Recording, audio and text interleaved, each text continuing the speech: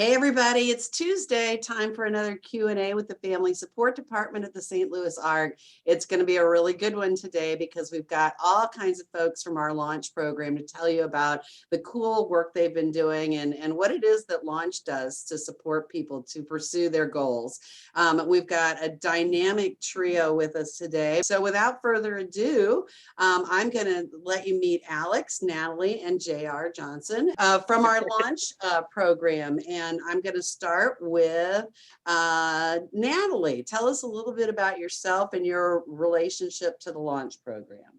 Okay, so my name is Natalie. I'm a huge fan of cats, and unfortunately you might end up having to hear one of them. And we were actually talking earlier. The name of my cat that you might end up having to meet is Kitty Lou. She's been with me since I was 8 years old. Another thing I like to do is also read. So she's actually watched. She sat in my chest and literally just watched as I'm reading, and I've gotten used to it. So it's not as disturbing as it used to be. So I got into launch around, I want to say 2 years ago, almost 2 or 3 years at least. I remember it was July, and I literally, around that time, I was mostly like, do I really need to do this? And then I actually realized, yes, I do. I was a complete shut-in. Like every Friday, you knew where I was. I was either at work or I was at home in the basement with my cat. I still do that. But now I actually go out. I usually go out every once in a while until COVID hit.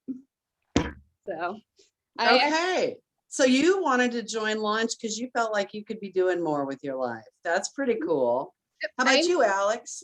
So it was nice. Hello, I'm Alex, and I'm a lot like Natalie. I was stuck at home, and I needed to work on building some basic skills, and they've helped me a lot with that. Excellent. Well, it's so nice to meet you, Alex. You And too. JR. Hi, I'm JR. I'm the coordinator of transition services for the St. Louis ARC, and I'm the one that has the great opportunity to oversee the launch program and be able to work with all the wonderful young adults in this program to help them accomplish some of those goals that they have. So before we dig into questions, JR, I told Alex and Natalie that you were going to give us the summary of what is launch? What are the different pieces of launch that people can engage in?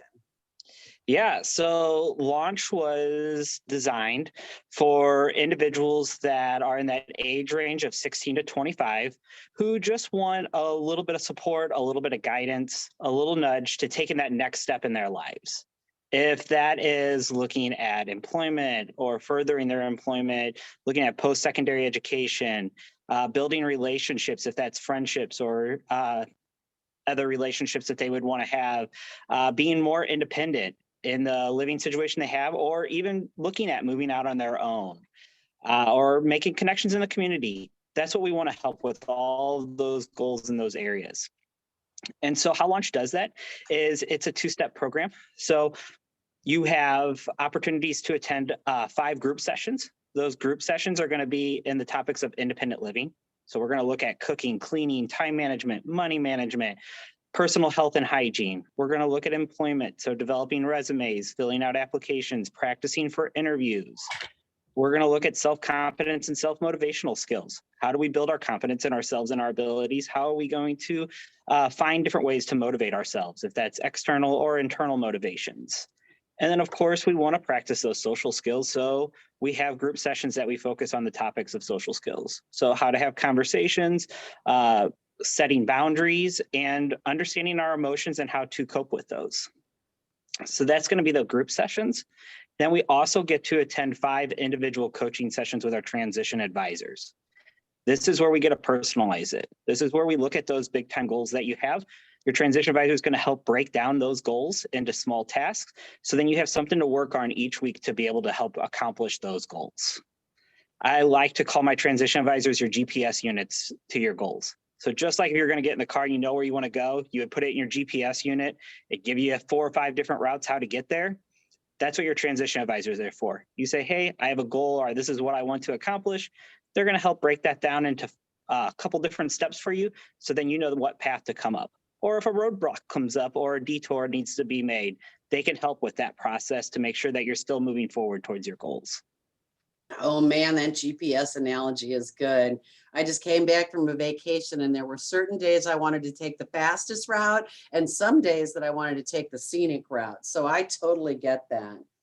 That was a great explanation. Natalie and Alex, I think I want to talk a little bit about, let's start off talking about those group classes. Can you tell me about like, what is your favorite group class and what are some of the things that you learned from it? And who wants to go first? I'm open. All right, Alex, you go on this one. Hello. I always like the classes that are like money based or work on getting a job. I also take some of the emotional ones because I have some emotional issues sometimes. And I like the healthy ones where they help you like lose, where they show you ideas on how to lose weight and be healthy and stuff like that. Okay, very cool. So in those classes, Alex, how many people are there usually? It just depends. It depends on how popular the class is. Usually anywhere from 6 to 18. Wow, okay. And do you do those classes face to face or is that on Zoom? Zoom. Okay, so the classes are on Zoom. Cool. Well, it sounds like there's a lot of classes that you like. What about you, Natalie? All right. So there are actually they are starting to do some of the classes face to face. I have not actually started to do those yet, unfortunately, because I kind of like the setting. But the classes I like doing are like the how to for like the like into the kitchen. So like, okay, let's learn how can I use the microwave to cook this meal. Like we made mac and cheese one time with it. Let's see, there are like how to tidy your room up or like how to clean the bathroom, just like some like household chores kind of basically. Like I already know how to do most of those, but you can never learn enough tricks out of it, so I thought why not. I was There's just going to ask you that because it seems like looking at you that you would be really pretty skilled in the kitchen or in the cleaning department, but you feel like you still learn some tricks and techniques. Yeah, like I honestly like I don't like using the oven at all, and I'm organized everywhere except my room. That is like you have to wear a hazmat suit to go in there. I barely go in there as it is. So yeah, like I always have to use those like tidy room stuff for that. But Nice. yeah, then there's there's one class called like a apartment hunting. So Oh. I've also been like asking his mom, like trying to figure out, okay, when should I move out? How am I gonna do this? And we kind of have a little bit of a plan, which is basically she's gonna put a duplex and have me move on one side and my brother in the next room. Or like in the next area. We've actually Does it figured take out- some of the stress off to have a plan? Yes. Yeah. I actually at work I write lists when I'm there because I'll have panic. I have mild panic attacks because I work at Starbucks and most of the time I'm the one that's stocking stuff. So I'll come in and like half of the things need to be stocked. So I'll be like, okay, hold on, let me write a list. Let me calm down and let me slowly get this. Yeah. Yeah, I think it's really important for the parents to hear that sometimes it's really important for young people in particular to be in charge of their own goals, but to also have that help to make sure that they can see the path that they're going on, because otherwise you get filled with so much anxiety that it's really hard to move forward. And I'm going to quit yammering because we've got a whole list of questions from our audience. So they're really interested in what you guys are talking about. Alex, they were asking in some specifics. You talked about the social skills classes. What are some of the specific topics that you guys have dealt with related to social skills? And you guys can jump in too, Natalie and JR, but I'm going to start with Alex. They have stuff like stuff on how to calm down in stressful situations, like a stressful conversation. Writing a list is one of those. What? Writing a list was on the list of things that you could use to calm yourself down. Yeah, and then they have some that are like how to control your emotions, stuff like that. Okay. And have you, it sounds like Natalie's used some of those tips. Have you Yeah. used them, Alex? Yes. Okay. Did you want to add anything to that, Yeah. Natalie? Yeah, so there's also like a boundaries class, which is basically it helps with figuring out, okay, how should you like, okay, where do you need to go on the space limit of, hey, how close should I be to this person? Like, is this a stranger and needs to be far, far away? Or is this a friend and you're okay with being near them? And there's also the, okay, let's figure out how we're handling our relationships. And it's like, okay, where are you putting this person? Is this family? Is it friends? Like what? And then there's also one for figuring out like how someone likes you, like where you want them to be. Like, do you want to be like, oh, I didn't know like so and so was flirting. I didn't understand that because I was oblivious, or it's just you didn't understand the concept of what's going on because they were just that subtle. Just Nice. those sort of So things. have you practiced flirting, Natalie? No, I use the opposite of it, which is basically knowing the fact that no, I do not want a relationship at this time. Can you please stop doing that? That's what All I do. right, well, there you go. So somebody else asked about, what do you do? Are you always comfortable talking in a class if there's like up to 18 people in it? What do you do if you don't feel comfortable talking in front of a group? How does that work? Okay, so like what I do, because I'm not always a fan of talking face to face or like even through Zoom. I will sometimes, and my forehead's basically famous for this, is I will always like tilt it like so to the point to where like sometimes you can't see it at all, like see me at all, or you just see my forehead. But then there's other times where I'll just tilt it so it's you can sort of see me. Or I just kind of will just kind of be like, okay, let's just not talk until someone asks me a question. That's how I handle it. All right, so it sounds like maybe there's not a lot of pressure for you to participate Yeah. until you're ready.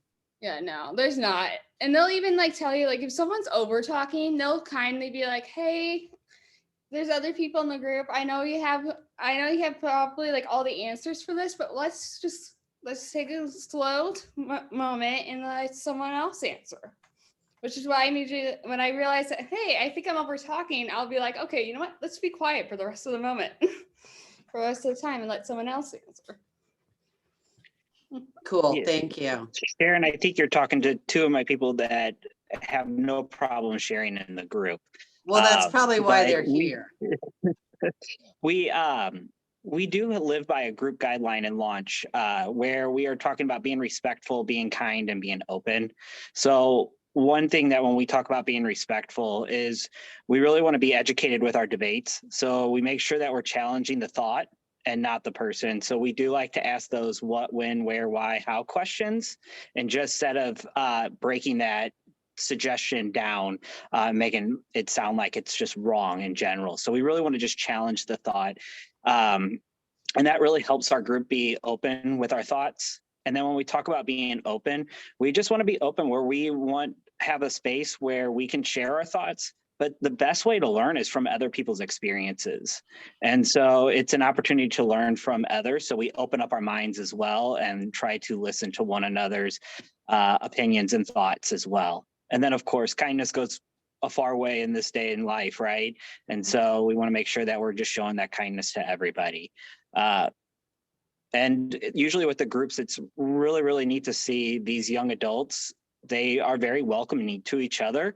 And there is a lot of encouragement in those groups to help that open up and share their thoughts and share their experiences. So that's what's really nice about the launch group. And I can't give, especially these two, they're very open when it comes to those group sessions and wanting to learn from one another.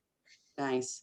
Well, it sounds like that's a rule of thumb that we could all do a little bit more. Thinking about the issue rather than the person.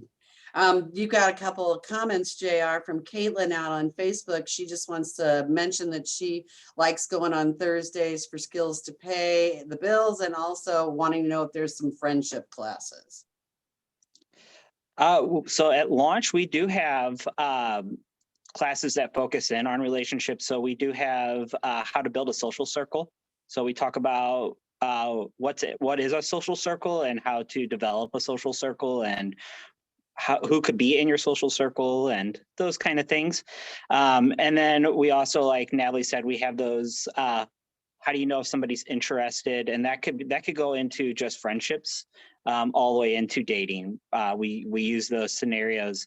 And then of course our social classes where we talk about conversations, a lot of that is learning how to start conversations and breaking that ice to start making those relationships.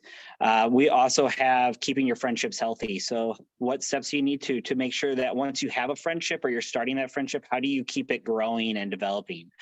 Relationships can be tricky because so many emotions can be attached to them. And friendships take work. They're awesome to have, but it takes a lot of work to keep them. You bet. I want to switch over to the coaching because that's such an important part of launch. And Alex, maybe you could tell us a little bit about what do you like about having a one-on-one coach, and what goal are you working on right now that you could share with us? Well, I really like having a one-on-one because they work on your personal issues and they help you with that. So like I'm working on my GED. I learned basic things like how to do dishes or cook. And I'm also learning how to drive with them as well. Wow. So are you seeing them face to face, or is that Zoom? Zoom.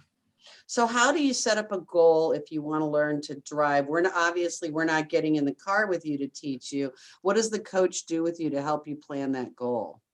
They do things like use internet resources. So like there was a driver's manual that I think JR actually found it for me, and he sent it to my transition advisor. And I would read through it a couple chapters a week, and my transition advisor would quiz me, and they would help me get ready for the test for things like learner's permits, stuff like that. Awesome. That's such a great example. Thank you. Natalie, what about you and your coach? So Naomi, she was the transition advisor I had before Sarah. She recently had to step away to do other things. But she actually was the one that helped me switch jobs. And right now she was helping, well, actually at the time, I was looking around last year because I finally decided, hey, you know what? I like working at Starbucks, but I wanted to do something else with my future. So I went and I decided I wanted to do coding. And so we looked around and I realized I wanted to do medical coding. And so once we figured that out, we searched around looking for schools, and we actually found one that I liked. And so I'm actually at Lindenwood right now doing 1 year of medical coding. So yeah. So cool. Mhm. You know, there's so many steps to do to figure that out. I really like the way you explain that, because so many people just get stuck. And I guess that's one of the things, JR, that you mentioned the word roadblocks earlier. And we have a question about what kind of roadblocks do people hit, and how do you move past them? Oh man, roadblocks can come up anywhere, and it could be, there's so many different examples. It's hard to narrow them down, but it could be changes in life. I think Natalie wouldn't mind sharing one of her roadblocks. Yeah. All right, bring it, Natalie. Okay, so I am I'm very bad at doing things, sort of. And by that, I mean, I procrastinate to the point to where, like, it used to be like, oh, I gotta do homework. Okay, well, I'm gonna do it. I would say I'll do it like Wednesday when it's due Friday, and then I wouldn't and then Wednesday hits and it's like, oh wait, I forgot I have to do this, this, and this. And then it's like Friday hits and it's like, oh shoot, hurry up.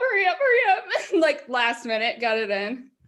So yeah. So basically what she actually found a TED Talk about procrastination that it's a lovely video, and it has a little monkey that's basically trying to drive. And then, actually, no, there's a person that's trying to drive, and there's a little monkey that's trying to distract you and be like, hey, let's go to Funland. And then at the very end of it, there's a panic button monster that comes in and is like, dude, you got 5 minutes before this thing's due. Hurry up.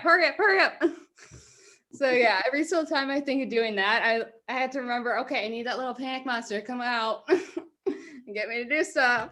Cool. So So yeah, it definitely could be some of those habits that we have in our lives that maybe are not the best habits for us, like procrastination or those kind of things that can come up in our lives.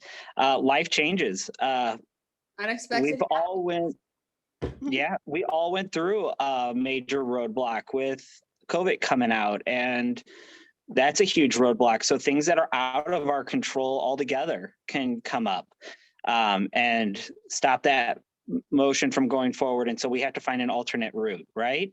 So I mean, roadblocks can be anything and anywhere.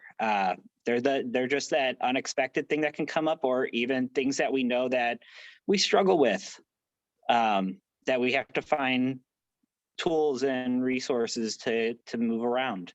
And that's where the transition advisors get to help with that. If it's coming up with different videos that we can watch that kind of helps us with remembering when we need to make sure that we're staying focused, all the way to other strategies like list making or breathing techniques. I think both of them are almost tired of how I relate breathing techniques to almost everything. But you know, it's one of those ways around. I do both of them at the same time when I'm at work. I'm like, okay, hold on for one moment while I go scream in a corner. And then I'm like, no, I got to do breathing exercise while writing a list because I don't have time to scream inside corners. You know what? That's such a great example. I mean, sometimes you have to hear those things over and over again before you really incorporate them. So I just started using the Noom app, it's very similar to what you're talking about, providing coaching to help me change some of my habits. So you guys have talked a lot about your goals and the steps you need to take. How are your parents involved in this, if at all, with helping you make decisions about goals, about classes you want to take, about doing the follow-up? Alex, do your parents get engaged at all in what you're doing? Not really. I basically just send them a monthly email about what I've done. Wow, whose idea was that? So I can jump in there. So when we first started Launch, I was a little naive, thinking that I could just have the transition, have the young adults be a part of all the communication. However, I realized very quickly that I needed to be a little bit more a part of that communication. And so what they do is they send out an email reminder, an email update. Young adults, we want them to be able to take ownership of the Launch program and communicate how things are going and what they're working on. And, you know, I don't know if they're doing that when they go home or when they get off those meetings, but I can read an email. And I know when an email gets sent. So what's pretty nice is they send those emails to their parents with an update, or their families with an update, and then they CC me on it. And so then I get to know what they're working on in their one-on-one sessions through those emails, and what goals they're working on and some of the challenges. And then that's a way for me and the parents to be able to relate together. If they have any other follow-up questions, then they can contact me with those questions. Usually they'll just ask the young adult through the email, so we're all in the same loop. But they do that every 2 times a month, is they'll send those update emails of what they're working on and some challenges that they're having. How do you feel about that, Natalie? Is that good accountability for you? Yeah, I unfortunately, since I switched transitions advisors, I've just now realized I didn't do it last month, but I was usually doing it basically once every 2 months, basically, or whatever for that. But yeah, no, because I mostly just do it so then JR knows, because I tell my parents almost everything. But when it comes to this, the only parts that I keep them on is basically I let them know, hey, this is if they're gonna be home, I'll be like, hey, I'm doing a class right now at this time, or any planning, I'll let them know, hey, this is how far I've gone on my college right now, or this is going to help me towards my goal of finally moving out like you wanted. Yeah, no, my mom's like, I will pack for you to get you out of the house. Okay. Love it. Yeah, Well, so we've got a question about the curriculum. How did you figure out what classes you wanted to take? And I think there's probably more than one answer to that, because we started off with some curriculum, but then you guys have added, I can't remember what it's called. Is it Teach One, Learn One, or? Teach Something, Learn Something. That's the one. So how do you know what you want to offer in your monthly calendar and come up with the curriculum, JR? Yeah, so I really want to focus on, I talked about those different topics that we cover. And we do look at the life course domain. So I want to make sure I'm covering all the life course domains as well when we do those group sessions. So I want to make sure that I have different classes that fit those different topics, right? So safety and security, with money. So I want to have a financial class each month. We want to work on our cooking and cleaning. So I have a few of those in each month. And then we want to work on that social as well. And then employment as well. So each week I'm going to offer at least 2 group sessions in each one of those topic areas. So we offer up to 13 classes a month, and then the individuals get to pick 5 of those 13 that match their goals or a group session that they're just interested in. I know that some of them have retaken some of the group sessions just because you can learn something different between each transition advisor that runs it, because they each run it a little bit different, which is really, really exciting because you're going to have different aspects and different experiences. And those conversations can change by each group session. And then some of them are just really good practice. There's skills that if you don't practice, you could lose. So like building those conversation skills. The only way we're going to get better at that is if we have an opportunity to practice them. And so that's where those group sessions come in. Now, you did talk about some of our bonus stuff, but before we go into that, now the individuals, like I said, they get to pick those 5 group sessions each month. And that could be from interest or what works close to their goals. I know that Natalie and Alex work very closely with their transition advisors to go over the group sessions. And both of them email me and ask me questions about the group sessions to help them with those choices that they would make, or if they're going to miss a session. I think a lot of the individuals will email me and be like, I can't take that class because it's not my availability. When's the next time it's going to come up so I can take it? And so then we'll look at our schedule and see when we can get that group session back out there for them to go through. So, but each month the calendar will change with different group sessions. So you do get a wide variety of different groups to be able to take. Nice. Natalie, did you want to say something? I saw you nodding vigorously. Oh, yeah. Yeah, no, I honestly, I have because I've gone and I've either texted them and been like, oh my God, I didn't realize I had this. Or I'll email and be like, I apparently did not realize I overscheduled. So yeah, it's happened a few times. And then there's that. And what I like about it also is the fact that it's not the same classes over and over. Cause I mean, sooner or later, it's just going to be boring if it's just the same classes. Mm-hmm. So it's kind of, the way he does it is also he kind of rotates it almost too. So it's it doesn't sometimes the same class will pop up twice in those 2 months close together. But then other times one class won't appear until maybe 3 or 4 months after it had first appeared. So it kind of adds more variety to it. So Natalie, when there was an opportunity to teach something that came up, have you done any of the teach something, learn something classes? I unfortunately had not, more to the fact that most of the time during the time that it has been on, I have been working instead. Okay. But our last question from the audience is, was there anything you learned that you didn't think you could do or that you didn't see yourself doing before you started taking launch classes? So Alex, is there anything that surprised you about something that you were able to do or learn after you got started with this? Not necessarily learn, but just everybody at launch is so welcoming and nice. It's just a great place to be. Cool. So do you have an end goal? When you leave launch, do you want to have certain things in place, or you think that there's enough goals that you're just going to keep engaging for a while? I want to have my GED done by the time I leave launch. Okay, that's a big one. Nice. How about you, Natalie? Was there anything that surprised you? I have to say, I'd probably think maybe just my love of wanting to learn to cook, honestly. Because I mean, I knew I kind of was interested in it, but I never got it towards it. But since being in launch, I actually, Naomi, because she likes, I always loved tofu. There was a year and a half that I basically went pescatarian, which is vegetarian but with fish. And so I got into eating tofu, and I always was curious of how to like learn how to cook it. And so we actually, one of the sessions, it was literally just nothing but us learning how to cook tofu. That So- is really a very specific topic. And when you guys talk about this, I'm going to be honest, I always want to come and take these launch classes because there's so many things, even as a kind of aging person, I still don't pick the right pots and utensils to cook all the time. I don't have a clue how to cook tofu and would really like to do some of that. I look forward to the day when launch classes are available to a little bit wider range of people because I could learn from some of these classes just like you all are.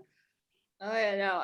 It also helps with the social skills, like cues class. Like there are some things I'm just like, I'm sorry, I'm supposed to pick up on what? And be like having no understanding of what the heck is going on because I don't understand the context of it. When it's like, oh, it's a generational thing. I'm like, I was born in the wrong generation. Can we just get to my generation, which is somewhere else? Yeah, it's like I honestly, I swear, I hang out with people my age and I have no idea what's going on. And then I hang out with people my parents' age and I'm like, oh my God, I know exactly what's going on. And I'm like, I don't know if I should be upset with this. You know, I find that people that have that experience, their lives get better and better as they get older because they just I sort of fit into their skin at that point. Yeah, that and I get to hear funny stories about things, so I know what to do when that happens. And then I get to Nice. hear about blackmail at the same time. So I'm like, yes. Cool. JR, is there anything else you'd want to say before we wrap up today? No, I will just say if anybody's interested in the launch program or would like to meet with me or have more of a conversation, they can always just reach out with me through an email. But you can just email me, let me know, and we could set up that phone screen. Fantastic. So you can contact JR, or if you're not sure if you're eligible, you can always contact the Family Support Department. So just call 314-569-2211, ask for family support or ask for launch if you know that you're ready to take action, and we'll get you connected with us. So big thanks to all three of you today. Alex, Natalie, JR, you guys were all so fun to talk to, and I'm so excited to see you pursuing your goals. I hope you will come back so we can have more conversation about this. In the meantime, have a great week. Everybody go out and be kind to each other and take a chance, learn something new. It sounds like Natalie and Alex are perfect role models for that. Bye now.